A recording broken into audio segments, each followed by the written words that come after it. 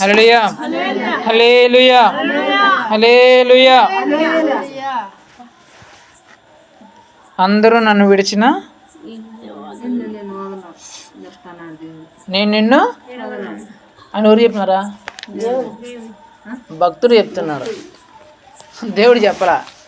భక్తుడు చెప్తున్నాడు ఏమని, అందరూ నన్ను విడిచిపెట్టినా సరే నువ్వు నన్ను విడిచిపెట్టవు. ఎందుకు చెప్తున్నా మాట? ఎందుకు చెప్పినాడు మాట? విడిచిపెట్టలేదు కాబట్టి చెప్పినాడు. అందరూ వదిలేసానంట ఆయన్ని. ఆ మాట ఇది, అందరూ నన్ను విడిచినా నీవు నన్ను విడవనంటివే అని ఎందుకు చెప్పినాడంటే, ఏదో వచ్చింది, ఏదో వచ్చినప్పుడు అందరూ వదిలేసానంట ఇతన్ని. ఆ భక్తుల్ని, ఆ భక్తురాల్ని అందరూ వదిలేసానంట. ఇంట్లో వాళ్ళు వదిలేసారంట, బంధువులు వదిలేసారంట, స్నేహితులు వదిలేసారంట, తెలిసిన వాళ్ళు వదిలేసారంట, ఊర్లో ఉండే వాళ్ళు వదిలేసారంట, అందరూ వదిలేసారంట. కానీ యేసుప్రభు ఒక్కడు మాత్రమే వదలలేదంట. హల్లెలూయా. అది చెప్తున్నాడు, ఈ ప్రపంచం అంతా నన్ను వదిలేసినా సరే నువ్వు నన్ను వదలలేదు ప్రభువా, నువ్వు నన్ను విడిచిపెట్టలేదు ప్రభువా.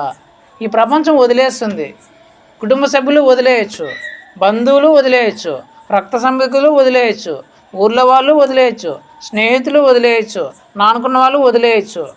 వాళ్ళు వదిలేస్తారు కానీ నువ్వు మాత్రం ఎప్పుడు వదలలేదు ప్రభువా, నన్ను ఎప్పుడు పట్టుకునే ఉన్నావు అని చెప్పేసి భక్తుడు రాస్తున్నాడు.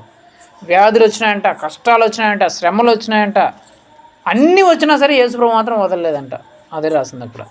వ్యాధి వచ్చినా, శ్రమలు వచ్చినా, కష్టములు వచ్చినా, బాధలు వచ్చినా, నిందలు వచ్చినా, ఏమొచ్చినా సరే అవి వచ్చినప్పుడు అందరూ వదిలేసి వెళ్ళిపోయినారు కానీ నువ్వు మాత్రం నన్ను వదలాల. నా దగ్గర బాగున్నప్పుడు, అన్నీ ఉన్నప్పుడు అందరూ నా దగ్గరికి వచ్చినారు.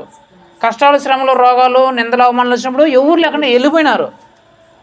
కానీ నువ్వు మాత్రం వదలకుండా నన్ను పట్టుకుని ఉన్నావు ప్రభువా అని ఆ భక్తుడు దాన్ని అనుభవించినాడు కాబట్టే రాసినాడు ఆ పాట.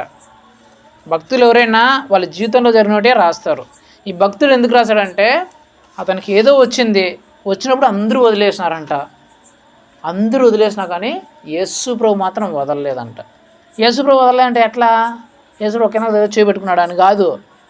అందరూ వదిలేసినారు, బంధువులు వదిలేసినారు, స్నేహితులు వదిలేసినారు, కుటుంబ సభ్యులు వదిలేసినారు, నమ్ముకున్న వాళ్ళు వదిలేసినారు, ఊర్లో ఉండే వాళ్ళు అందరూ వదిలేస్తే యేసుప్రభు ఎలా పట్టుకున్నాడంటే, యేసుప్రభు నమ్ముకున్న బిడ్డలు ఉన్నారు కదా, వాళ్ళు వచ్చి మేమున్నాము, మీకు తోడుగా మేమున్నాము, మీ కష్టంలో మేము ఉంటాము, మీ శ్రమంలో మేము ఉంటాము, మీ ఇబ్బందుల్లో మేము ఉంటామని యేసుక్రీస్తు నమ్ముకున్న బిడ్డలు వచ్చి వాళ్ళని పరామర్శించి వాళ్ళ బాధని పట్టించుకుని, బాధని విని, వాళ్ళకి కావాల్సిన సహాయం చేసి ఆ కష్టాల నుంచి విడిపించారంట. అందుకు రాస్తున్నాడు, ప్రభువా నా కుటుంబ సభ్యులు, బంధువులు, స్నేహితులు వీళ్ళందరూ మమ్మల్ని విడిచిపెట్టేసినా సరే నువ్వు నన్ను ఆదుకున్నావు. ఎలా ఆదుకున్నావు అంటే, నీ బిడ్డలను పంపించావు, నిన్ను నమ్ముకున్న వాళ్ళు పంపించావు.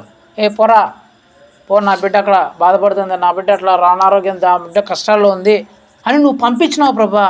నిన్ను నమ్ముకున్న బిడ్డలు మా దగ్గరకు వచ్చి, మా ఇంటికి వచ్చి మమ్మల్ని ఆదరించినారు, మాకు సహాయం చేస్తున్నారు, మా కన్నీటిని తుడిచినారు, మా బాధలను పట్టించుకున్నారు, మా బాధల్ని తొలగించినారు. నువ్వు ఎంత మంచి దేవుడు ప్రభా.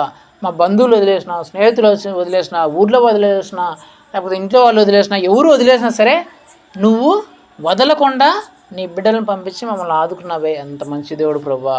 నా కష్టాల్లో ఆదుకున్నావు, రోగాల్లో ఆదుకున్నావు, ఇబ్బందుల్లో ఆదుకున్నావు, శ్రమల్లో ఆదుకున్నావు, నిందల్లో ఆదుకున్నావు. ఎట్లా ఆదుకుంటావు అంటే ఇట్లాగే విశ్వాసులు వచ్చో, లేకపోతే పాస్టర్లు వచ్చో, సేవకులను పంపించి, ఎవరో ఒకరిని పంపించి దేవుడు ఆదుకుంటాడు. చాలా సందర్భాల్లో ప్రతి ఒక్కరింట్లోకి శ్రమలు, కష్టాలు, బాధలు, కన్నీటి సమస్యలు వస్తూ ఉంటాయి. వచ్చినప్పుడు సొంత కుటుంబ సభ్యులే వదిలేస్తారు పట్టించుకోకుండా, సొంత రక్త సంబంధికులే వదిలేస్తారు పట్టించుకోకుండా, సొంత నానుకున్న వాళ్ళే వదిలేస్తారు పట్టించుకోకుండా, బంధువులు, స్నేహితులు కూడా వదిలేస్తారు పట్టించుకోకుండా వాళ్ళ సావనీళ్ళని. కానీ అలాంటి సమయంలో వస్తారు ఎవరు? విశ్వాసులు వస్తారు. ఏమ్మా ఎట్లుంది మీ పరిస్థితి, ఏమైంది, ఏం చెప్పండి, ఏం మీకు కావాలని విశ్వాసులైనా వస్తారు వాళ్ళని చూడడానికి. లేదంటే పాస్టర్ల సేవకులైనా సరే, మన బిడ్డ ఏదో బాగలేదంటారా, శ్రమంలో ఉన్నారంటారా, వ్యాధుల్లో ఉన్నారంట, పదండి మనం పోయి పరామర్శించాలి, ఎట్లున్నారో తెలుసుకొని సేవకులైనా వచ్చి వాళ్ళని పరామర్శిస్తారంట. అందుకు రాసినాడు, అందరూ వదిలేసినారు ప్రభువా, నా సొంతం అనుకున్న వాళ్ళే నన్ను వదిలేసినారు కానీ నిన్ను నమ్ముకున్న బిడ్డలైతే వదలలేదు ప్రభువా. వాళ్ళకు నాకు ఏ సంబంధం లేదు, ఏ రక్త సంబంధము లేదు, ఏ సంబంధం లేకపోయినా కేవలం నిన్ను నమ్ముకున్నారని చెప్పేసి నీ బిడ్డలు వచ్చి మా శ్రమల్లో, కష్టాల్లో, రోగాల్లో మమ్మల్ని పరామర్శించి మా బాధను తీర్చి మాకు ధైర్యం తెప్పి మాకు ఓదార్పునిచ్చి మమ్మల్ని ఆదుకున్నారు ప్రభా. ఎంత మంచి దేవుడు నువ్వు, ఇలాంటి గొప్ప దేవుడు, మాకు తోడుని సహాయాన్ని మాకు దయచేసావు ప్రభా అని చెప్పేసి స్తుతిస్తూ మహింపరుస్తూ ఆ భక్తుడు దేవుడి గురించి ఆ మాటలు రాసినాడు. హల్లెలూయా. కాబట్టి మన మంచి దేవుడు యేసు ప్రభు. ఎలాంటి దేవుడు? ఎందుకంటే ఈ ప్రపంచంలో నిన్ను ఎవరైనా వదిలేయని, యేసు ప్రభు మాత్రం వదలడు. ఎవడైనా వదిలేనిలే, యేసు ప్రభు మాత్రం నిన్ను వదలడు. తన బిడ్డల ద్వారా, సేవకుల ద్వారా నిన్ను నీ కుటుంబాన్ని ఎప్పుడు ఆదరిస్తూనే ఉంటాడు. నీ కుటుంబ అవసరాన్ని, నీ అవసరాన్ని ఎప్పుడు దేవుడు తీరుస్తూనే ఉంటాడు. నీ సేవకుల్ని, నువ్వు నమ్ముకున్న దేవుడు నియమించిన సేవకుల్ని, విశ్వాసాలు పంపించి ఎప్పుడు మిమ్మల్ని ధైర్యపరుస్తూ, మిమ్మల్ని ఆదరిస్తూ, మీకు సహాయం చేస్తూ ఎప్పుడు నడిపిస్తూనే ఉంటాడు. అవన్నీ మీకు అనుభవమే, మళ్ళీ చెప్పాల్సిన పని లేదు, మీరు అనుభవించుంటారు అవన్నీ. హల్లెలూయా. కాబట్టి మనం వాక్యంలోకి వెళ్దాం. త్వరగా టైం అయింది కాబట్టి వాక్యంలోకి వెళ్దాం. సరే, ఏ సువార్తను ధ్యానిస్తున్నాం? ఏ సువార్త? మంచిది. మత్తయి సువార్తలో చివరిసారిగా జరిగిన కుటుంబ ప్రార్థనలో దేవుడు దేని గురించి మాట్లాడినాడు? మత్తయి సువార్తలో చెప్పమా చెప్పట్లో టైం కోసమా? సింపుల్, ఒకటే మాట. నరకంలో ఖచ్చితంగా వెళ్ళిపోయేది ఊరు అనే అంశం గురించి మాట్లాడినాడు. స్వర్గంలోనికి ఎవరు వెళ్ళరు అనే అంశం గురించి మాట్లాడినాడు. నలుగురు వ్యక్తులు స్వర్గంలోకి వెళ్ళరంట. వాళ్ళు ఎప్పటికీ వెళ్ళరంట. వాళ్ళకి నరకమే కన్ఫర్మ్.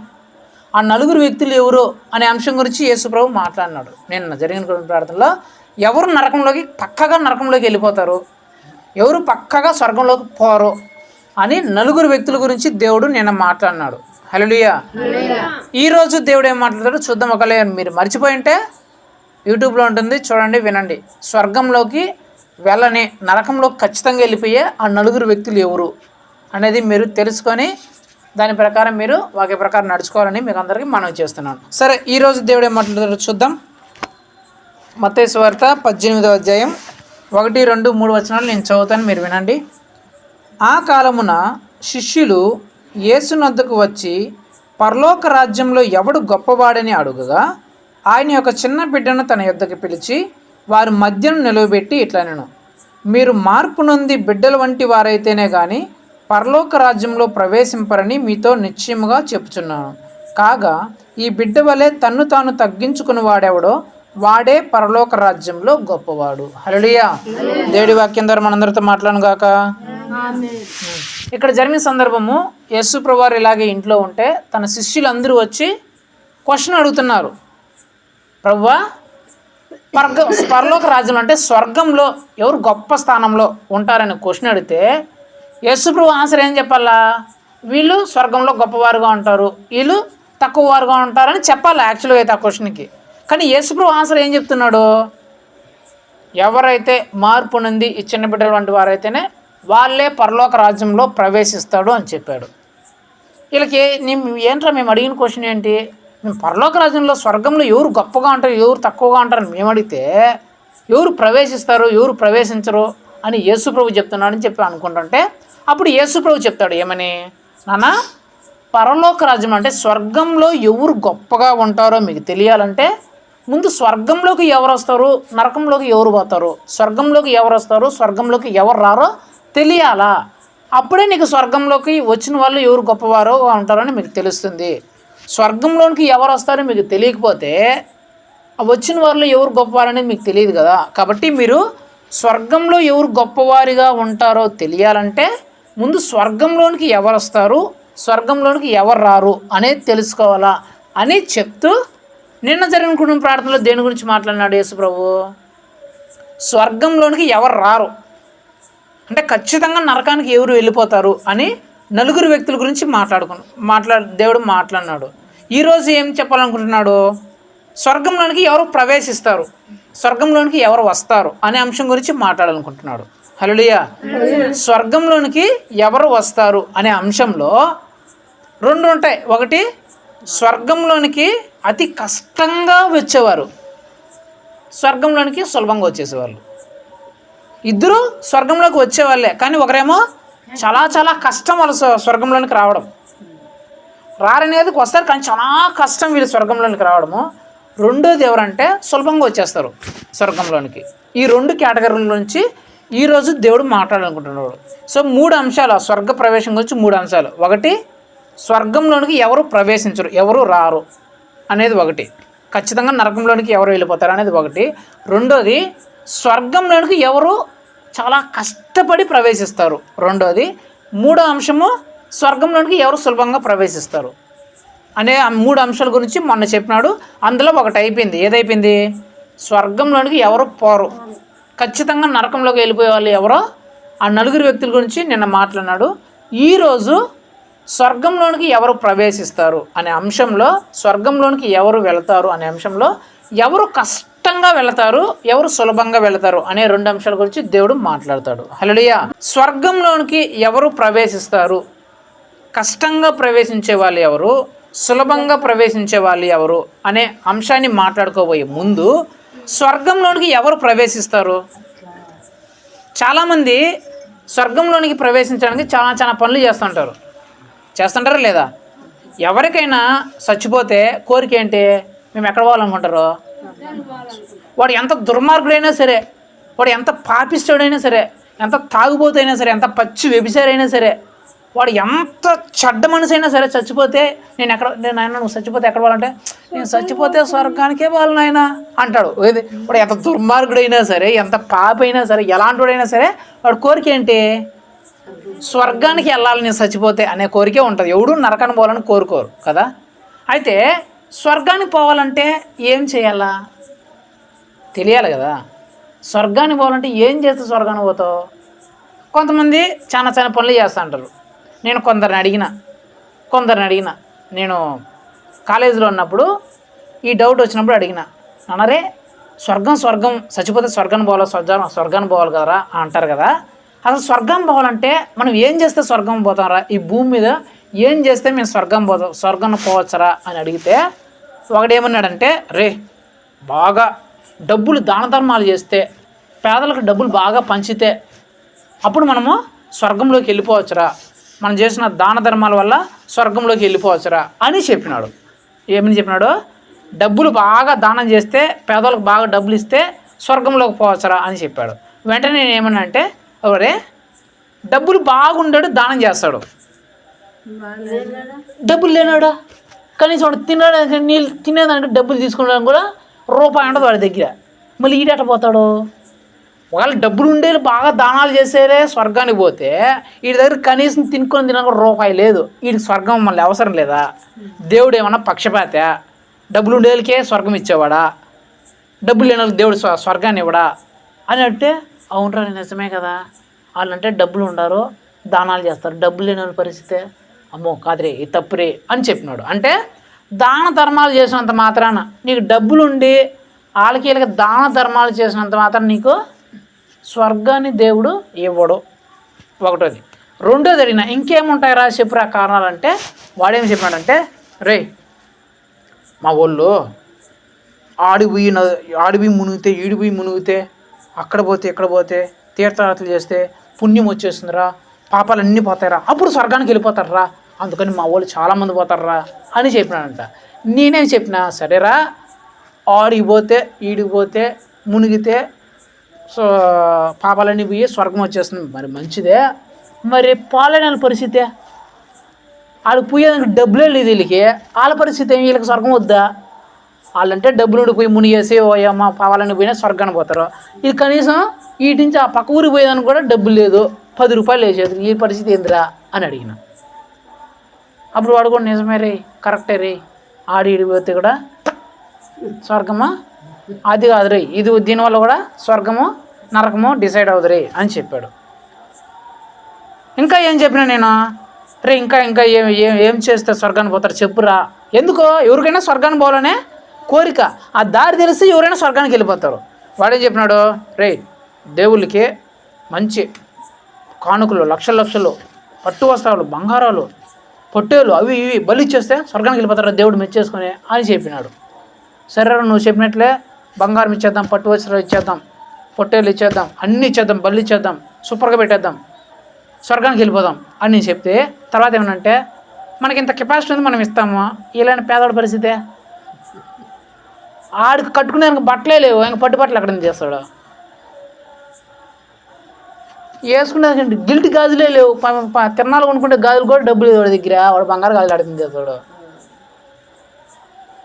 పెంచుకున్నాను కోడి లేదు ఇంట్లో, పెంచుకునే కోడి డబ్బులు లేక కోడిని కూడా పెట్టుకోవాలి. వాడు పొట్టేళ్ళు ఆడిని తెచ్చి నరుగుతాడు అని చెప్పా. అవును రీ, ఇది కూడా స్వర్గానికి దారి కాదు రీ అని చెప్పినాడు. అంటే నేను ఏం చెప్పాలనుకుంటున్నాను అంటే, నువ్వు దాన ధర్మాలు చేస్తాను, డబ్బులు పంచుతాను, అక్కడ పోయి ఇక్కడ పోయి స్నానాలు చేస్తాను, ఆ యాత్రలు ఈ యాత్రలు చేస్తాను, లేకపోతే ఆ బళ్ళు ఈ బళ్ళు ఇచ్చేస్తాను, పట్టు వస్త్రాలు పెట్టేస్తే స్వర్గం వచ్చేస్తుంది అనుకుంటే అది నీ మూఢనమ్మకం అంతే. ఎందుకంటే లేనోళ్ళు కూడా ఉంటారు, పేదోళ్ళు ఉంటారు, కనీసం పూట గడవలోని కూడా ఉంటారు. ఇప్పుడు దేవుడు ఎక్కడ ఎవరికి పార్షియాలిటీ చూపించాడు. వీళ్ళకి మాత్రమే నేను స్వర్గం ఇస్తాను, వీళ్ళకి మాత్రమే నేను నరకాన్ని ఇస్తానని చెప్పే దేవుడు కాదు. ఈ స్వర్గము నరకం అనేది ఫ్రీ. ఏంది ఫ్రీ. అది ఎవరైనా, పేదోడైనా సరే, ధనికుడైనా సరే, చదువుకున్నోడైనా లేనోడైనా, ఉన్నవాడైనా లేనివాడైనా, బాగా డబ్బులు ఉన్నాడైనా డబ్బులు లేనా, ఎవరికైనా సరే స్వర్గము దేవుడు ఫ్రీగా పెట్టినాడు. ఇలా దాన ధర్మాలు చేస్తేనే పోతాము, అది చేస్తే పోతాము, ఇది చేస్తే అట్లా పక్షపాతం చేసి దేవుడు కాదు. దేవుడు ఎప్పుడు స్వర్గాన్ని అందరికీ ఫ్రీగా పెట్టింటారు. అర్థమైందా? సో ఇవన్నిటి వల్ల స్వర్గం రాదు. వాటన్నిటి వల్ల నీకేమొస్తుందంటే, ఈ భూమి మీద దేవుడు నీ కృప చూపిస్తాడు. అరే ఇడు ప్రజలకు దాన ధర్మాలు చేసినారా, మంచి పని చేసినాడు, ఈయన ఇంకా దీవించాలా. నువ్వు చేసిన మంచి కార్యాలను బట్టి, ఆ దాన ధర్మాలను బట్టి దేవుడికి నీ మీద ప్రేమ పెరిగి, వీడి దగ్గరికి మనం డబ్బు ఆశీర్వదిస్తే పేదలను ఆదుకుంటారా, సహాయం చేస్తారని చెప్పేసి ఇంకా నీకు డబ్బులు ఎక్కువ ఇస్తాడు, ఇంకా నిన్ను ఆశీర్వదిస్తాడు. ఎందుకంటే నువ్వు మంచి పనులు చేస్తావు, ఆదుకుంటావు అని. అంతే తప్ప స్వర్గాన్ని ఇచ్చాడు నువ్వు చేసిన దాన ధర్మాలను బట్టి. అర్థమవుతుందా? భూమి మీద నువ్వు చేసే మంచి కార్యాలను బట్టి, దాన ధర్మాలను బట్టి దేవుడు నీకు స్వర్గాన్ని ఇవ్వడు. ఇక్కడ నీకు ఆశీర్వాదం మాత్రమే ఇస్తాడు. ఎందుకంటే స్వర్గం అనేది ఫ్రీ, ఉచితం. కానీ అది ఎలా ఉచితం అనేది దానికి కొన్ని కండిషన్స్ ఉంటాయి. ఇప్పుడు మనం అర్థమయ్యే భాషలో చెప్తా. ఇప్పుడు మనకి రీసెంట్గా ఆటో వాళ్ళకి డబ్బులు పడినాయి కదా, ఎవరికైనా పడతాయి. ఇది ఆటోలు ఉంటే ఎవరికైనా పడతాయి. దానికి ఏముంటుంది, మళ్ళీ కండిషన్లు ఉంటాయి. ఆటో ఉండాలా, పేపర్లు ఉండాలా, ఆర్సీ ఉండాలా, ఆటో వాళ్ళ పేరు మీద ఉండాలా అని కండిషన్లు ఉంటాయి కదా. ఎవరికైనా పడుతుంది, అది ఎవరికైనా పడతాయి, కానీ కండిషన్లు ఉంటాయి. అందరికీ ఫ్రీనే, అందరికి ఎవరు అప్లై చేసుకున్నా పడతాయి, కానీ కండిషన్లు ఉంటాయి. ఇప్పుడు మీకు 18,000 అది డబ్బులు పడినాయి కదా, అమ్మఒడి డబ్బులు పడినాయి కదా, ఆ డబ్బులు ఎవరికైనా పడతాయి, పిల్లలు ఉంటాయి, కానీ కండిషన్లు ఉంటాయి. ఏమని? అలాగే బ్యాంక్ అకౌంట్ ఉండాలా, జాయింట్ అకౌంట్ ఉండాలా, ఇవన్నీ ఉంటే నీకు ఫ్రీ డబ్బులు పడిపోతాయి. నువ్వే మళ్ళీ దానికోసం నువ్వేం ఖర్చు పెట్టాల్సిన పనిలా అయిపోయాలి మనసులా. అలాగే స్వర్గము ఫ్రీ, నీకు ఉచితం, కానీ కండిషన్స్ ఉంటాయి. అది ఉచితమే ఎవరికైనా, పేదవాడికైనా, దండుకైనా, ఉన్నవాడికైనా, లేనివాడికైనా, ఎవరికైనా సరే స్వర్గం అనేది ఉచితము. కానీ దానికి కండిషన్స్ ఉంటాయి వెళ్ళాలి అంటే. అర్థమవుతుందా? ఆ కండిషన్స్ ఎవరైతే ఫాలో చేస్తారో వాళ్ళకి ఆ స్వర్గం ఫ్రీగా దొరుకుతుంది. ఎలాగైతే ఇప్పుడు వాళ్ళ తల్లికి వందనం డబ్బులు వచ్చినాయి, ఆ కండిషన్లు ఎవరికైతే ఉంటాయో వాళ్ళకి ఫ్రీ డబ్బులు 13,000 ఫ్రీగా పడిపోతుంది. నీకు కండిషన్ లేకపోతే, ఆ కండిషన్ నీలో లేకపోతే పడదు. ఆటో వాళ్ళకి ఆ కండిషన్ ఫ్రీగా ఉంటే డబ్బులు నీకు ఫ్రీగా పడిపోతుంది. ఆ కండిషన్ లేకపోతే, ఫాలో కాకపోతే నీకు పడదు. అలాగే స్వర్గం అనేది ఉచితం, ఫ్రీ, కానీ కండిషన్లు ఉంటాయి. ఈ కండిషన్లు ఉంటేనే నువ్వు స్వర్గంలో ప్రవేశిస్తావు, ఫ్రీగా ఉచితంగా వచ్చేస్తావు. ఈ కండిషన్ నువ్వు ఫాలో కాకపోతే నువ్వు స్వర్గంలోకి రావు అనే కండిషన్లు ఉంటాయి. ఆ కండిషన్లు మనం తెలుసుకోవాలి. హల్లెలూయా. అర్థమైందా? స్వర్గము ఫ్రీ, ఉచితమా లేకపోతే ఏమన్నా పెట్టాలనా? స్వర్గం అనేది ఉచితం, ఎవరికైనా ఉచితమే, కానీ దానికి కొన్ని కండిషన్స్ ఉంటాయి. ఆ ఉచితాన్ని పొందుకోవాలంటే కొన్ని కండిషన్స్ ఉంటాయి.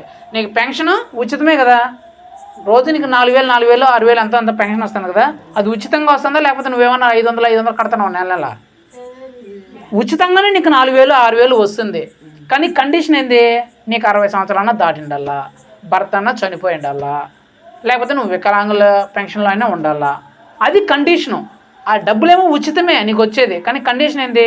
నీకు 60 సంవత్సరాలన్నా దాటిండాలా, భర్త అన్నా చనిపోయి ఉండాలా, లేకపోతే వికలాంగులు అయినా ఉండాలా. ఈ కండిషన్ నువ్వు ఉంటే నీకు అది ఉచితంగా పడుతుంది. ఆ కండిషన్ లేకపోతే, నీకు 60 సంవత్సరాలు కాకపోతే వస్తుందా? డబ్బులు వస్తుందా?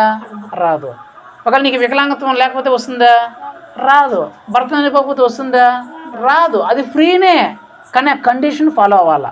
అలాగే స్వర్గం అనేది ఉచితమే, అందరికీ ఉచితమే, కానీ కొన్ని కండిషన్లు ఉంటాయి.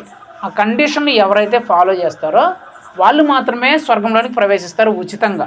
మిగిలిన వాళ్ళు ఎంత ధనవంతులైనా సరే, ఎంత పేదవాళ్ళైనా సరే, ఎలాంటి వ్యక్తులైనా సరే ప్రవేశించరు. నేను చెప్పుకున్నాం ఎవరు స్వర్గంలోకి వెళ్ళరు అనేది 4 వ్యక్తుల గురించి చెప్పుకుంటేసినాం. ఎవరు ఖచ్చితంగా నరకంలోకి వెళ్ళిపోతారనే వ్యక్తుల గురించి చెప్పుకున్నాం.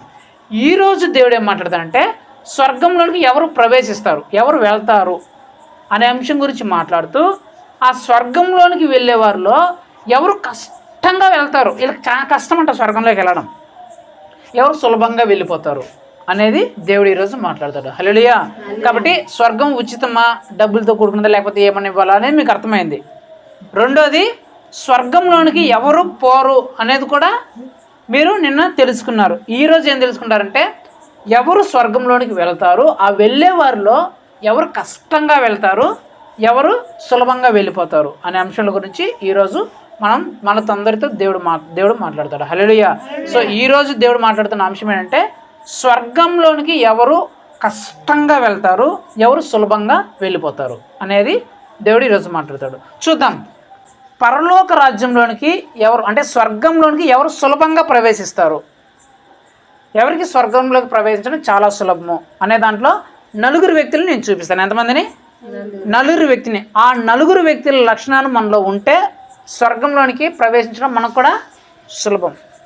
కాబట్టి ఆ స్వర్గంలోనికి ప్రవేశించే ఆ 4 ఎవరో చూసుకొని తర్వాత స్వర్గంలో ఎవరు ప్రవేశించడం కష్టమవుతుందో చూసుకుందాం. మొట్టమొదటి వ్యక్తి, స్వర్గంలోనికి సులభంగా ప్రవేశించే వ్యక్తుల్లో మొట్టమొదటి వ్యక్తి మార్కు సువార్త 10:17 అధ్యాయం. నేను చదువుతాను, మీరు వినండి.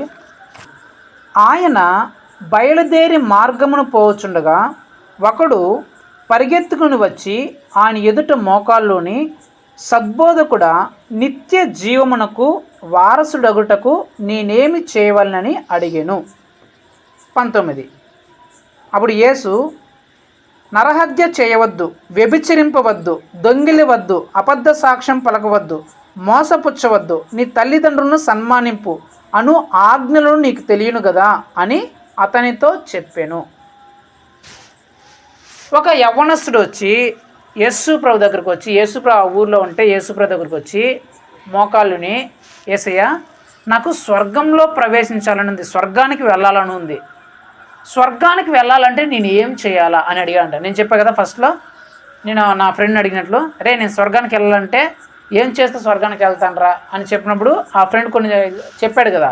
అలాగే ఈ యవ్వనస్తుడు వెళ్ళి, ప్రభువా నేను స్వర్గంలోనికి వెళ్ళాలంటే నేను ఏం చేయాలా అని చెప్తే యేసు ప్రభు ఏం చెప్తున్నాడంటే, నువ్వు నరహత్య చేయొద్దు, అంటే ఇతరులను, వేరే మనుషుల్ని నాశనం చేసే పనులు కానీ వాళ్ళకి కీడు చేసే పనులు కానీ చేయొద్దు, దొంగతనాలు చేయొద్దు, అబద్ధ సాక్ష్యాలు చెప్పొద్దు, పాపిష్టి పనులు చేయొద్దు, చెడు పనులు చేయొద్దు, మీ తల్లిదండ్రులను గౌరవించు, తల్లిదండ్రులను బాగా చూసుకో అని చెప్తున్నాడంట. అంటే నేనేం చెప్పాలంటే సింపుల్గా స్వర్గంలోనికి ప్రవేశించడం ఎవరికి సులభం అంటే యేసు ప్రభు చెప్తున్నమాట, ఎవరైతే చెడు పనులన్నీ విడిచిపెట్టేస్తారో, చెడు పనులు ఎవరైతే చేయరో, మంచి పనులు ఎవరైతే చేస్తారో, చెడు పనులన్నింటిని విడిచిపెట్టేసి, చెడు మార్గంలన్నింటిని విడిచిపెట్టేసి ఎవరైతే మంచి మార్గంలో నడుస్తుంటారో వీళ్ళు స్వర్గంలోనికి ఈజీగా ప్రవేశిస్తారు. హల్లెలూయా. 4 స్టెప్లు ఉంటాయి, గుర్తుపెట్టుకోండి. ఇది ఒకటే ఉంటే కాదు, 4 ఉంటాయి. ఆ 4 ఉంటేనే స్వర్గంలోనికి ప్రవేశం సులభం, గుర్తుపెట్టుకోండి. ఇది ఒకటి కాదు, మిగిలిన 3 కూడా మీరు చూస్తారు. ఇది ఫస్ట్ స్టెప్. ఫస్ట్ స్టెప్ ఏంటంటే నువ్వు స్వర్గంలోనికి ప్రవేశించాలంటే ఫస్ట్ స్టెప్ చెడు పనులు నీ జీవితంలో ఉండకూడదు. ఆ త్రాగుబోతనం కావచ్చు, వ్యభిచారం కావచ్చు, అక్రమ సంబంధాలు కావచ్చు, బీడీ సిగరెట్లు, వక్కాక ఆన్సులు గీన్సులు కావచ్చు, పోకిరీ చేష్టలు కావచ్చు, బూతులు కావచ్చు, కొట్టాట్లు కావచ్చు, గొడవలు కావచ్చు. నేను చెప్పిన కదా శరీర కార్యములు, గలతీ పత్రిక 5వ అధ్యాయం 19వ వచనంలో ఏవైతే శరీర కార్యములు ఉన్నాయో ఆ శరీర కార్యములు, ఆ చెడు పనులు నీ జీవితంలో ఉండకూడదు. ఒకవేళ ఉంటే వాటిని విడిచిపెట్టేయాలా. ఎవరి జీవితంలో అయితే ఈ చెడు పనులు ఉండవో, చెడు పనులు విడిచిపెట్టేస్తారో వాళ్ళకి స్వర్గంలోనికి సులభంగా ప్రవేశించడానికి అవకాశం ఉంటుంది. ఫస్ట్ స్టెప్ అది. ఏది ఉండకూడదు? చెడు పనులు నీ జీవితంలో ఉండకూడదు. నువ్వు చెడు పనులు చేయకూడదు, పాపిష్టి పనులు చేయకూడదు. అర్థమైందా? మొట్టమొదటి స్టెప్ అది. రెండో స్టెప్ ఈ చెడు పనులు చేయకుండా, లేకపోతే ఈ చెడు పనులన్నీ మానేసి నువ్వేం చేయాలంటే చూడండి, అదే మత్తయి సువార్త 18వ అధ్యాయం 2వ వచనం నేను చదువుతాను, మీరు వినండి. ఆయన ఒక చిన్న బిడ్డను తన యొద్దకు పిలిచి వారి మధ్యను నిలబెట్టి ఇట్లనెను, మీరు మార్పు నొంది బిడ్డలు వంటి వారైతే కానీ పరలోక రాజ్యంలో ప్రవేశించరు. యేసుప్రభు ఏం చెప్తున్నాడు?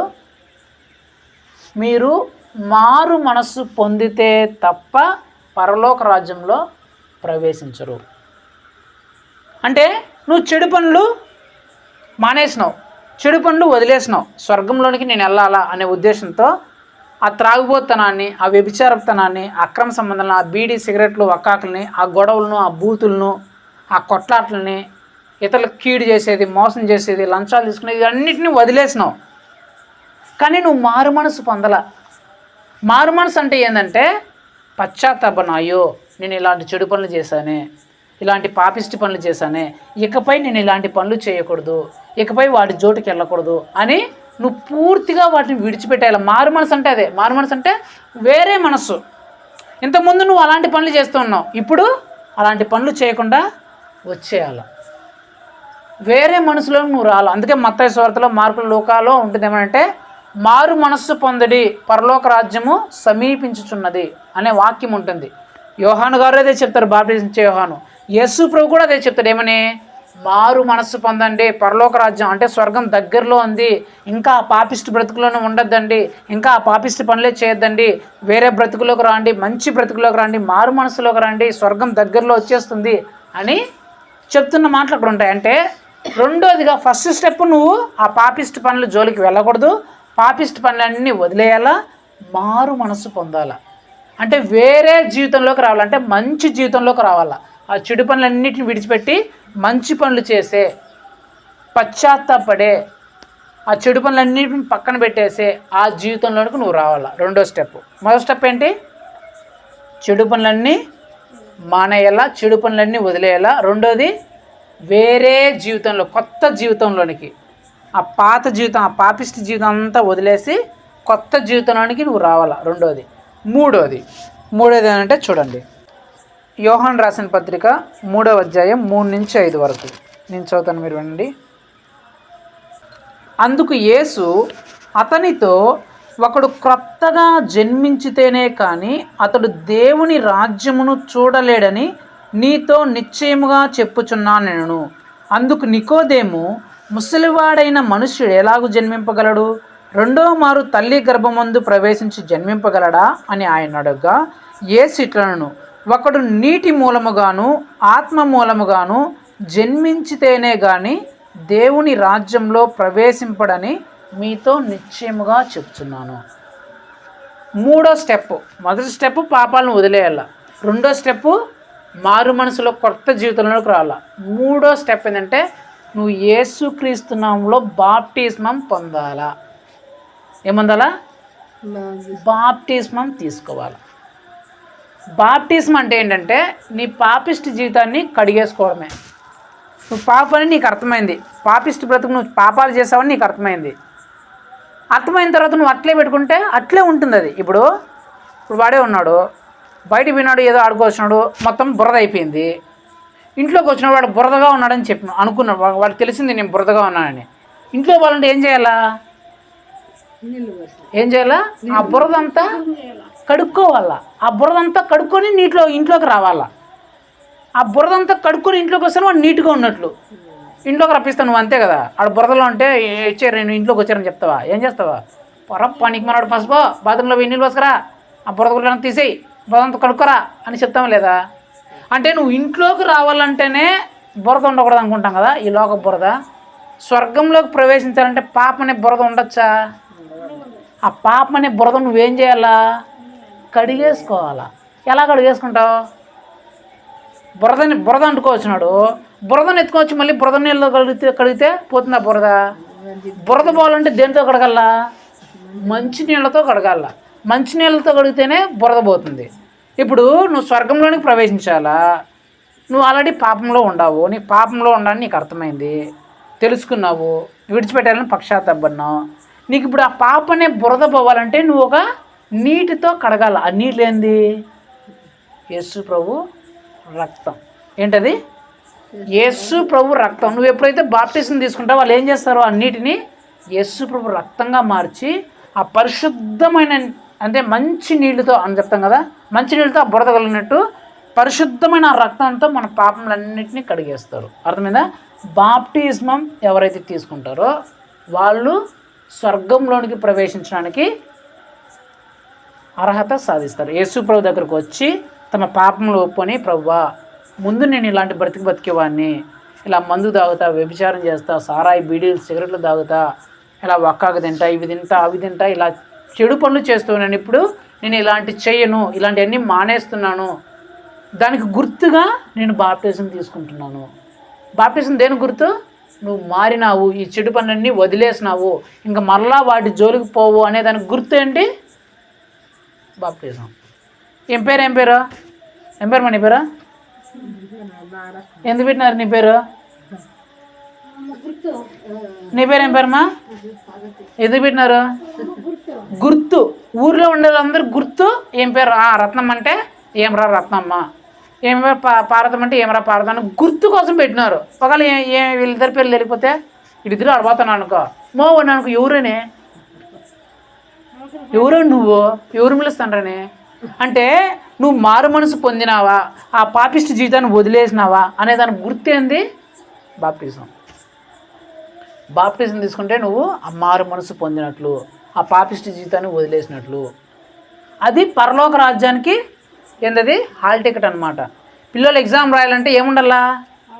వాడు ఎంత బాగా చదివినా సరే, వాడు ఎంత పెద్ద టాపర్ అయినా సరే, ఏమి చదివిరానైనా సరే, ఎగ్జామ్ సెంటర్లో పోవాలంటే ఏముండాలా? హాల్ టికెట్ ఉండాలి. హాల్ టికెట్ ఉంటేనే నువ్వు ఎగ్జామ్ రాయడానికి నేను అలో చేస్తారు. అలాగే పరలోక రాజ్యంలో నువ్వు ప్రవేశించాలంటే నువ్వు ఎంత గొప్ప పరిశుద్ధుడైనా సరే, ఎంత చిన్నోడు అయినా సరే, ఎంత గొప్ప ధనవంతుడైనా సరే, ఎంత పేదవాడైనా సరే, ఎలాంటి వాడైనా సరే, నీకు హాల్ టికెట్ ఏంటంటే ఈ బాప్టిజం. ఈ బాప్టిజం ఉందా లేదా అని చూస్తారు. వీళ్ళు బాప్టిజం తీసుకున్నారా లేదా అని చూసి తీసుకున్నట్టే నువ్వు స్వర్గంలోకి వచ్చేయి అంటారు. తీసుకోకపోతే నీకు హాల్ టికెట్ లేదా నాన్న, నువ్వు వెళ్ళు. సార్ నేను బాగా చదివినా సార్ భలే చదివినాను సార్. నువ్వు భలే చదివితే చదవకపోతే మాకెందుకయ్యా, హాల్ టికెట్ చూపించు. హాల్ టికెట్ చూపిస్తే నువ్వు లోపల వచ్చే ఎగ్జామ్ రాసుకో. హాల్ టికెట్ లేదా పోతా ఉండు. అర్థమవుతుందా? బాప్టిజం తీసుకుంటే నువ్వు రాయ్యా స్వర్గంలోకి, లేదా పోతా ఉండు. అంటే ఏంది? నువ్వు బాప్టిజం తీసుకోలేదనుకో, నువ్వు ఎంత పెద్ద ప్రార్థనాపరుడైనా, నువ్వు ఎంత బాగా చదివినా, నువ్వు ఎంత బాగా దాన ధర్మాలు చేసినా, నువ్వు ఎంత మంచి పనులు చేసినా, ఏం చేసినా సరే నీకు పరలోక రాజ్యంలోకి ప్రవేశము లేదు. ఆ బాప్టిజం అనే హాల్ టికెట్ను చూస్తారు వాళ్ళు.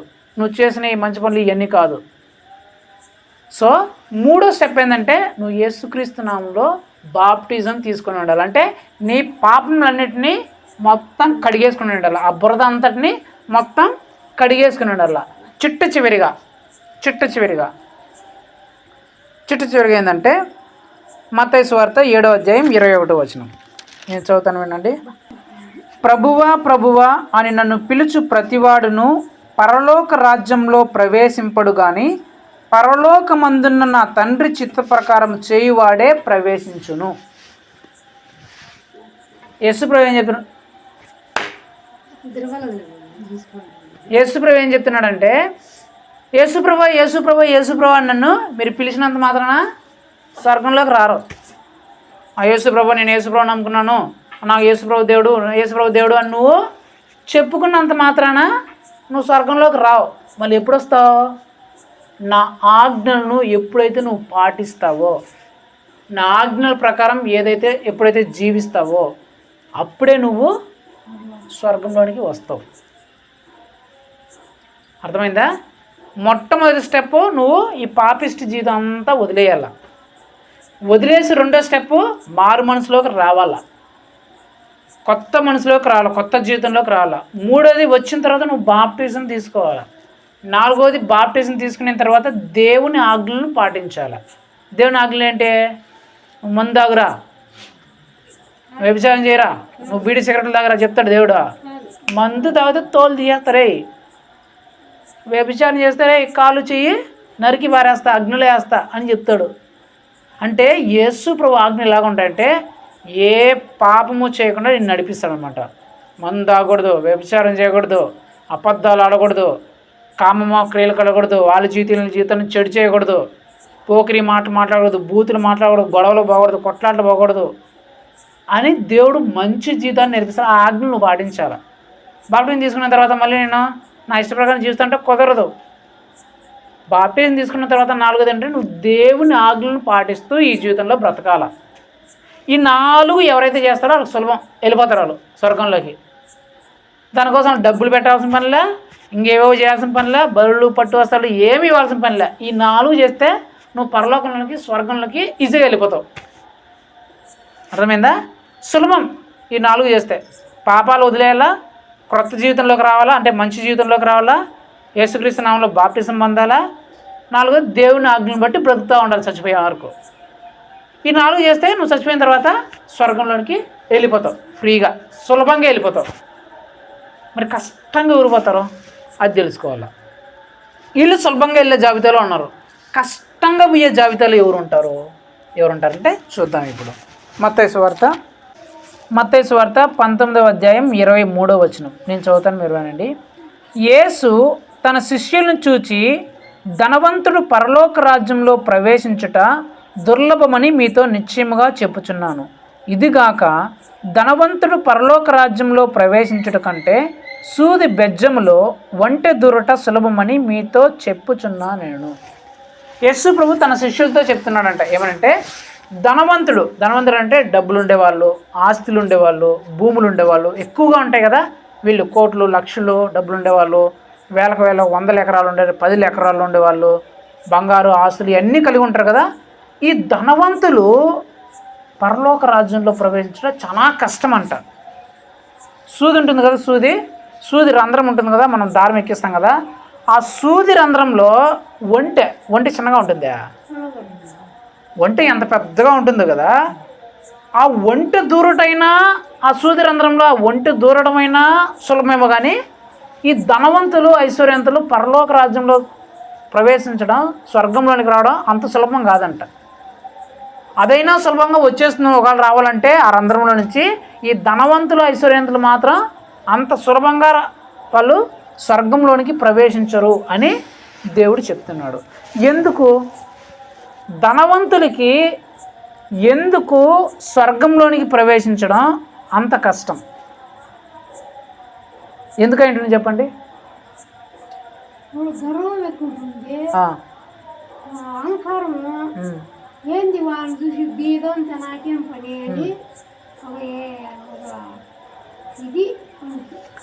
ధనవంతుడికి అవి కాదు, కారణాలు అవి కాదు. ధనవంతులు ఐశ్వర్యవంతులు పరలోక రాజ్యంలో స్వర్గంలో ప్రవేశించడం ఎందుకు అంత కష్టం అంటే, వీళ్ళు ప్రవేశించడం కాదు, ఖచ్చితంగా ప్రవేశించగలరు ట్రై చేస్తే వాళ్ళు, కానీ చాలా కష్టం వాళ్ళు ప్రవేశించడం. ఎందుకు కష్టం అంటే నేను చెప్తాను. ప్రవేశించాలంటే సులభమైన మార్గాలు ఏంటి? చెడు పనులు విడిచిపెట్టాలా, మారు మనసు పొందాలా, బాప్టిజం తీసుకోవాలా, దేవుని ఆజ్ఞలు పాటించాలా. ఇవన్నీ ఎప్పుడు తెలుస్తాయి? నీకు యేసు ప్రభు దగ్గరికి వస్తే నీకు తెలుస్తాయి. నేను ఇలాంటి చెడు పనుల్లో బతుకుతున్నాను రా, ఈ చెడు పనులన్నీ విడిచిపెట్టాలా అని తెలుస్తుంది. ఇక్కడ మంచి జీవితం జీవించాలరా అని తెలుస్తుంది, బాప్టిజం తీసుకోవాలని అని తెలుస్తుంది, దేవుని ఆజ్ఞ ప్రకారం నడుచుకోవాలని తెలుస్తుంది. ఎప్పుడు నువ్వు యేసు ప్రభు దగ్గరికి వస్తే. యేసు ప్రభు దగ్గరికి ఎవరు వస్తారు చెప్పండి? మామూలుగా జనరల్గా చెప్పండి, ఎవరు వస్తారు? పేదవాళ్ళు వస్తారు, ఇంకా రోగిష్ఠులు వస్తారు, పేదవాళ్ళు వస్తారు, రోగంతో ఉండేవాళ్ళు వస్తారు, ఇంకా అప్పుల్లో ఉండేవాళ్ళు వస్తారు, కుటుంబ సమస్యల్లో ఉండేవాళ్ళు వస్తారు, రకరకాల శ్రమల్లో కష్టాల్లో ఉండేవాళ్ళు వస్తారు. ఎందుకు? ఈ పేదవాళ్ళకి, ఈ రోగాలతో బాధపడే వాళ్ళకి, ఈ కుటుంబ సమస్యలో ఉన్న వాళ్ళకి, వీళ్ళకి ఏంటంటే ఆ పేదవాళ్ళకి వాళ్ళ కనీస అవసరాలు తీర్చుకోవడానికి డబ్బులు ఉండదు, స్తోమత ఉండదు. ఈ రోగాలతో ఉండేవాళ్ళు కూడా వాళ్ళు పెద్ద హాస్పిటల్కి చూపించుకోవడానికి డబ్బులు ఉండదు. కష్టాల్లో శ్రమలో ఉండే వాళ్ళు కూడా వాళ్ళు పెద్ద అవన్నీ తీర్చుకోవడానికి వాళ్ళకి అంత స్తోమత, ఆర్థిక స్తోమత ఉండదు. కాబట్టి వీళ్ళు ఏం చేస్తారు అన్న, మీరు చర్చికి వస్తే దేవుడు మిమ్మల్ని బాగు చేస్తారని చెప్తే వీళ్ళు నమ్మి యేసుప్రభు దగ్గరకు వస్తారు. వచ్చిన తర్వాత యేసుప్రభు వాళ్ళ రోగాలు తీర్చడము, కష్టాలు తీర్చడం చేసిన తర్వాత వీళ్ళు ఏం చేస్తారు, చర్చికి వస్తూ ఉంటాయి. ఇవన్నీ తెలుసుకుంటారు. ఏది చెడుతనము, ఏది మంచితనము, ఏది పాపిష్టి జీవితం, ఏది పరిశుద్ధ జీవితం అన్నీ తెలుసుకోరా? తెలుసుకున్న తర్వాత వాళ్ళు చెడు పనులన్నీ వదిలేసి మంచి జీవితంలోకి వచ్చి యేసుక్రీస్తు నామంలో బాప్టిజం పొందుకొని తర్వాత పరిశుద్ధంగా జీవిస్తూ ఉంటారు. ఎవరు? పేదవాళ్ళు, రోగాలతో ఉండేవాళ్ళు, కష్టాల్లో శ్రమల్లో ఉండేవాళ్ళు. కానీ ఇప్పుడు ధనవంతుల దగ్గరికి రా, వీళ్ళకి రోగం వచ్చిందనుకో, ఆ రోగం కోసం ఎక్కడ పోతారు? ఎందుకు? డబ్బులు మస్తుగా ఉంది, హాస్పిటల్కి పోతారు. ఏదైనా కష్టం వచ్చిందనుకో ఎక్కడ తీర్చుకుంటారు? డబ్బులు మస్తుగా ఉంది, తీర్చుకుంటారు. ఏదైనా శ్రమ వచ్చిందనుకో డబ్బులు మస్తుగా ఉంది, శ్రమ తీసుకుంటారు. అంటే ఇక ఏ కష్టాలు వచ్చినా, శ్రమలు వచ్చినా, బాధలు వచ్చినా, ఇబ్బందులు వచ్చినా, రోగాలు వచ్చినా వీళ్ళు ఏం చేస్తారు? వాళ్ళకున్న డబ్బులను బట్టి ఆస్తిని చూసి ఆ రోగాన్ని, కష్టాన్ని, బాధని తీర్చుకుంటారు. వీళ్ళకి యేసుప్రభు దగ్గర రావడానికి అవకాశం ఎక్కువ ఉంటుందా, తక్కువ ఉంటుందా? అర్థమైందా? యేసుప్రభు దగ్గరికి వచ్చి పాపిష్టి జీవితం ఏదో, మంచి జీవితం ఏదో, ఏది చెడు జీవితము, ఏది మంచి జీవితం అనేది తెలుసుకునే అవకాశం వీళ్ళకి చాలా చాలా చాలా తక్కువ ఉంటుంది. అంత ఈజీగా వీళ్ళు రారు. యేసుప్రభు దగ్గరికి వచ్చి వీళ్ళు తెలుసుకోరు. ధనవంతులు, ఐశ్వర్యవంతులు, ఏది మంచి జీవితం, ఏది చెడు జీవితం. డబ్బే మమ్మల్ని కాపాడుతుందిలే, డబ్బు ఉంటే ఏమైనా, అందరూ చెప్తారు కదా, డబ్బు ఉంటే ఏమైనా సాధ్యం అంటారు కదా. వీళ్ళు ఏంటంటే వీళ్ళ దగ్గర ఆస్తి ఐశ్వర్యం ఉంది కాబట్టి డబ్బులు ఉన్నాయి, డబ్బులే మనకు అన్నీ ఏమైనా చేసేయగలనే ఉద్దేశంతో వీళ్ళు యేసుప్రభు దగ్గరికి రారు. కాబట్టి పాపిష్టి జీవితాన్ని వదులుకోరు. కాబట్టి ఆ పాపిష్టి జీవితంలో ఉంటారు. ఎందుకో డబ్బులు ఉన్నాయి కాబట్టి ఇచ్చలుగా జలసాలు చేస్తారు. అంతే కదా. మన దగ్గర 1000 రూపాయలు ఉంటేనే ఇంక చూసుకో మనం పట్టలేం ఎవరిని. 1000 రూపాయలు మన దగ్గర ఉంటేనే మనం పట్టలేం. మన దగ్గరే ఎందుకు ఎక్కువ ఉండేట్లు, మన దగ్గర 1,00,000 రూపాయలు ఉంటేనే ఇంకా మన ఊర్లో మనం పట్టాం. ఊర్లో నా దగ్గర 1,00,000 ఉంది ఏమనుకుంటాను నేను, సావుకారిని అంటాం కదా. 1,00,000 రూపాయలు ఉంటేనే. మళ్ళీ కోట్లు ఉండేవాళ్ళు, వాళ్ళు 1,00,000 రూపాయలు ఉండే నువ్వే తాగి తెరి ఎగిరి ఊడని దూకి ఆ పార్టీలు ఈ పార్టీలు చేసుకుంటే కోట్లు ఉండేవాళ్ళు మంచిగా బ్రతుకుతారా? వాళ్ళు ఎన్ని జలసాలు చేస్తారో, ఎన్ని అక్రమాలు చేస్తారో, ఎన్ని చెడు పనుల్లో బ్రతుకుతూ ఉంటారో. కానీ ఇవన్నీ చెడు పనులు, ఇది చెడు జీవితం అని ఎప్పుడు తెలుస్తుంది? నువ్వు యేసుప్రభు దగ్గరికి వస్తే నీ జీవితం చెడు జీవితమా, మంచి జీవితమా తెలుస్తుంది. జక్కయ్య వచ్చినాడు, తెలిసింది జక్కయ్య ఇది ఎంత పాపిష్టి జీవితమో యేసుప్రభు దగ్గరికి వచ్చిన తర్వాతే. పేతురు యేసుప్రభు దగ్గరికి వచ్చిన తర్వాతే అతను ఎంత పాపిష్టి జీవితం తెలిసింది. మనం చెప్పుకున్న ఎవరో చర్చిలో రెండవ దొంగ యేసుప్రభుని చూసినప్పుడే అతడు ఎంత పాపో తెలిసింది. అంటే యేసుప్రభు దగ్గరికి వస్తే నీ జీవితం పాపిష్టి జీవితమా, మంచి జీవితం తెలిసిపడిపోతుంది, నీది ఎలాంటి జీవితం అనేది. ఈ ధనవంతులకి స్వర్గంలో ప్రవేశించడం ఎందుకు అంత కష్టం అంటే, వీళ్ళకి పాపిష్టి జీవితమా, మంచి జీవితం తెలియాలంటే వీళ్ళు ఎక్కడికి రావాలా? యేసుప్రభు దగ్గరికి రావాలా. వీళ్ళు యేసుప్రభు దగ్గరికి రావడము చాలా కష్టం ధనవంతులకు. కాబట్టి వీళ్ళు పరలోక రాజ్యంలో చేరడం కూడా చాలా కష్టం. అర్థమైందా? ధనవంతులకి, ఐశ్వర్యవంతులకి ఎందుకు పరలోక రాజ్యం అంత కష్టం అంటే, వాళ్ళు యేసుప్రభు దగ్గరికి వచ్చి ఏది మంచి జీవితం, ఏది చెడు జీవితం అనేది తెలుసుకునే అవకాశం వాళ్ళకి చాలా చాలా తక్కువ. చాలా కష్టపడితే తప్ప ఈ ధనవంతులు దేవుని దగ్గరికి రాలేరు. ఇంక అన్నీ వాళ్ళు వదిలేసుకుంటే తప్ప ఎక్కడ అంత అమెరికాలు, జపాన్లు అన్నీ తిరిగేసి తప్ప ఇంకా రాండ్రంటే అప్పుడెప్పుడో వస్తారు. డబ్బులు ఖర్చు పెట్టేసి, అవి పెట్టేసి, ఇవి పెట్టేసి, ఇంకెక్కడ పోక అన్నీ చేసి ఇప్పుడన్నా రండి అప్పుడు వస్తారు తప్ప మామూలుగా ఉంటే రారు వాళ్ళు. అందుకు ఈ ధనవంతులకి పరలోక రాజ్యం చాలా చాలా కష్టం. అర్థమైందా? వాళ్ళు ప్రవేశించరు కానీ చాలా చాలా కష్టం. వాళ్ళని ధనవంతులు ఆ స్వర్గంలోనికి ప్రవేశించాలంటే చాలా చాలా కష్టం. మొదటిది. రెండో వ్యక్తులు ఎవరో చూద్దాం. రెండోది స్వర్గంలోనికి ప్రవేశించడం ఎవరికి కష్టము అనేది రెండో వాళ్ళు ఎవరంటే చూడండి, మత్తయి సువార్త 21వ అధ్యాయం 31వ వచనం. అందుకు వారు మొదటివాడే అనిరి, యేసు సుంకరులను, వేశ్యలను మీకంటే ముందుగా దేవుని రాజ్యంలో ప్రవేశించుదరని మీతో నిశ్చయముగా చెప్పుచున్నాను. యేసు వారిని చూసి ఏమని చెప్తానంటే, సుంకరులు, వేశ్యలు మీకంటే ముందుగా దేవుని రాజ్యంలోనికి ప్రవేశిస్తారు, మీరు ప్రవేశించడం చాలా కష్టము అని చెప్తున్నాడు. ఎవరితో చెప్తున్నాడంటే పైన రాయబడిన మాట ప్రధాన యాజకులతోనూ, పరిసయ్యులతోనూ, శాస్త్రులతోనూ చెప్తున్నాడు. మత్తయి సువార్త 5వ అధ్యాయం 20వ వచనం, శాస్త్రుల నీతి కంటేను పరిసయ్యుల నీతి కంటేను మీ నీతి అధికము కాని ఎడల మీరు పరలోక రాజ్యంలో ప్రవేశింపనేరని మీతో నిశ్చయముగా చెప్పుచున్నాను. పరిసయ్యుల నీతి కంటేను శాస్త్రుల నీతి కంటేను మీ నీతి అధికంగా లేకపోతే మీరు పరలోక రాజ్యంలో ప్రవేశించుట చాలా చాలా కష్టం అని యేసుప్రభు చెప్తున్నాడు. ఎవరి నీతి కంటే? పరిసయ్యుల నీతి కంటే శాస్త్రుల నీతి కంటే మీ నీతి ఎలా ఉండాలంట? ఎక్కువగా ఉండాలంట. అసలు పరిసయ్యుల నీతి శాస్త్రుల నీతి ఏంటో మీకు తెలిస్తేనే కదా వాళ్ళ నీతి కంటే మన నీతి ఎక్కువగా ఉండదండి తెలిసేది. సింపుల్గా చెప్పేస్తా. శాస్త్రుల నీతి అంటే ఏంటంటే, శాస్త్రులు ఎవరంటే ధర్మశాస్త్రాన్ని చెప్పేవాళ్ళు. ఎవరు? ఇప్పుడు మనం ఇది బైబిల్ ఉంది కదా, బైబిల్లో వాక్యాలు ఉంటాయి, దేవుని ఆజ్ఞలు ఉంటాయి కదా. దేవుని ఆజ్ఞని ఎవరైతే చెప్తూ ఉంటారో వాళ్ళు శాస్త్రులు. ఇప్పుడు నేను ఎలాగైతే మీకు బోధిస్తున్నానో దేవుని ఆజ్ఞలు ఎవరైతే చెప్తూ ఉంటారో వాళ్ళు శాస్త్రులు. వీళ్ళు శాస్త్రులు ఏంటంటే బైబిల్లో ఉండేది, వీళ్ళు శాస్త్రులు దేవుని ఆజ్ఞలు చెప్తారంట, ఇలా ఉండాలి, ఇలా ఉండకూడదు, ఇలా ఉండాలి, ఇలా ఉండకూడదని, కానీ పాటించరంట. ఇది అర్థమైందా? వీళ్ళు ఏం చేస్తారు? చెప్తారంట, నువ్వు మందు తాగదురా, మందు తాగితే దేవుడు కోపము అని వీళ్ళు చెప్తారంట, కానీ వీళ్ళు మాత్రం పాటించరంట, మందు తాగుతారంట. వ్యభిచారం చేయకూడదురా, దేవుడికి తప్పది, అసహ్యం అని చెప్తారంట, కానీ వీళ్ళు వ్యభిచారం చేస్తారంటే వీళ్ళు మంచి మాటలు బోధిస్తారంట, కానీ వీళ్ళు మాత్రం దాన్ని పాటించరు. మీ నీతి వాళ్ళ నీతి కంటే అధికమై ఉండాల. అంటే ఎప్పుడు అధికమవుతుంది? వాళ్ళు చెప్తున్నారు కానీ పాటించడంలే, అది వాళ్ళ నీతి. మన నీతి వాళ్ళ నీతి కంటే ఎప్పుడు అధికమవుతుంది? మనం అది హల్లెలూయా, మనం చెప్పి ఎప్పుడైతే పాటిస్తామో అప్పుడు మన నీతి ఏమవుతుంది? వాళ్ళకంటే అధికమవుతుంది. అంటే మనం చెప్పే వారిగా మాత్రమే కాకుండా దాన్ని పాటించే వారిగా ఉండాలి.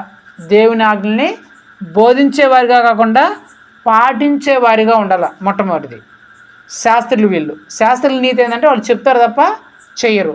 మన నీతి ఎప్పుడు అధికమవుతుందంటే మనం చెప్పే వారితో పాటు దాన్ని పాటించే వారిగా ఉండాలి. మరి పరిసయ్యుల నీతి ఎలాగుంటుందంటే, మొన్న మీరు చర్చిలో విన్నారు కదా, పరిసయ్యుడు ప్రార్థన చేస్తున్నాడు. ఏమని? ప్రభువా, నేను పరిసయ్యుడు ఏం చెప్తున్నాడు? నేను దొంగతనాలు చేయను, వ్యభిచారాలు చేయను, అక్రమ సంబంధాలు చేయను.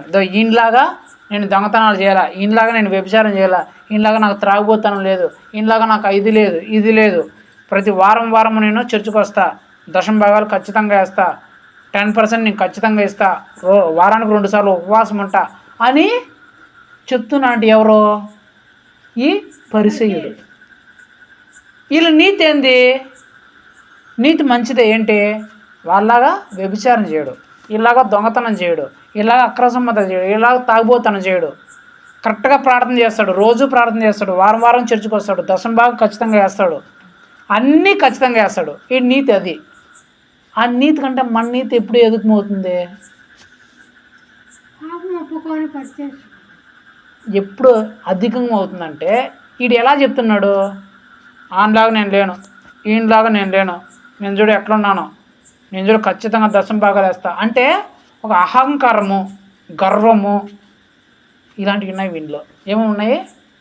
అహంకారము, గర్వము, ఇతరులను కంపేర్ చేసేది, పోల్చుకునేది. నాకంటే తక్కువ, నేనే బాగున్నాను అని పోల్చుకుంటున్నాడంట. ఎప్పుడైతే ఈ పోల్చుకుంటే గుణము, అహంకారము, ఈ గుణం ఉంటుందో పరలోక రాజ్యంలో ప్రవేశించడం చాలా కష్టం.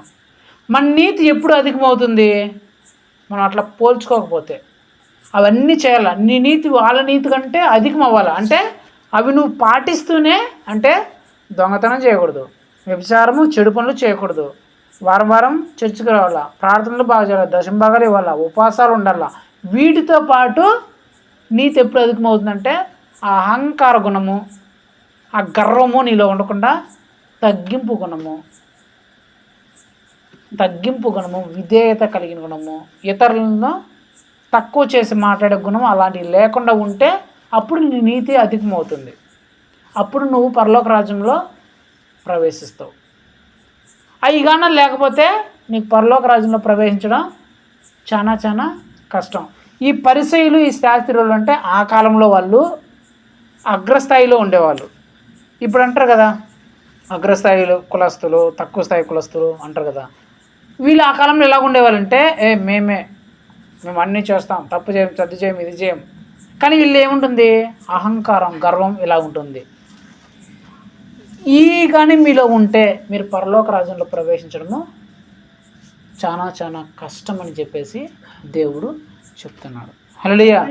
సో పరలోక రాజ్యంలో ఎవరు ప్రవేశిస్తారు, పరలోక రాజ్యంలో ఎవరికి ప్రవేశం చాలా కష్టం అనే అంశంలో దేవుడు చెప్పినాడు. పరలోక రాజ్యంలో సులభంగా ఎవరు ప్రవేశిస్తారంటే 4 వ్యక్తులు. ఒకరు మారు మనసు పొంది చెడు పనులు విడిచిపెట్టాలా, మారు మనసు పొందాలా, బాప్టిజం తీసుకోవాలా, దేవుని ఆజ్ఞ ప్రకారం నడిస్తే సులభంగా వెళ్ళిపోతారు. ఎవరు కష్టంగా ప్రవేశిస్తారంటే ఎవరైతే ఐశ్వర్యవంతులుగా ఉంటారో, ధనవంతులుగా ఉంటారో, ధనవంతులుగా ఉంటే దేవుని దగ్గర రాకుండా ఉంటారో వీళ్ళు శాస్త్రులుగా, పరిచయులుగా అంటే వాళ్ళ నీతి కంటే ఎవరి నీతి అయితే అధికంగా ఉండదో వాళ్ళు పరలోక రాజ్యంలో ప్రవేశించడం చాలా చాలా కష్టం. సులభం మీద కష్టం మీద వీళ్ళు ఖచ్చితంగా ప్రవేశించే గుంపులో ఉంటారు. కానీ సులభంగా ప్రవేశిస్తారా, కష్టంగా ప్రవేశిస్తారా అనేది దాన్ని బట్టి డిసైడ్ అవుతుంది. కాబట్టి మీరు పరలోక రాజ్యం అంటే స్వర్గంలో సులభంగా ప్రవేశించాలా, కష్టంగా ప్రవేశించాలనేది దేవుడు చెప్పి మీకు వదిలేస్తాడు.